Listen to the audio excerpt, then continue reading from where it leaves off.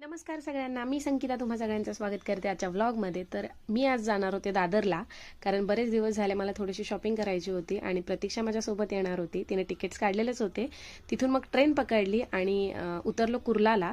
आणि ट्रेनमधली शॉपिंग तर कोणीच मिस करू शकत नाही, मी बरेच दिवस झाले केली पण नव्हती. सो कुर्लाला उतरलो आणि तिथून परत CST पकडून आम्ही उतरलो दादरला खूप गर्दी होती, ही काहीच नाही आहे. नंतर जशी गर्दी वाढत गेली तसं चालणंसुद्धा मुश्किल झालं होतं तिथे.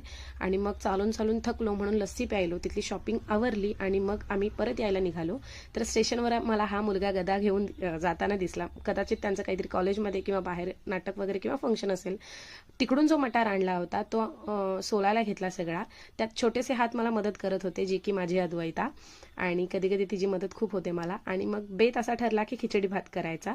सो जास्त काही नाही, भातामध्ये फक्त मी मटार जो आणला होता तोच आणि बटाटा चिरून घातला होता थोडासा, आणि छान तेही भाजून घेतलं.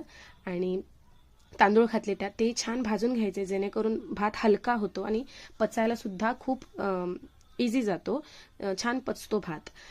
कुकर भात केला आणि मी बाजारात गेले आणि बाकीचं उद्या बघूया. बाय.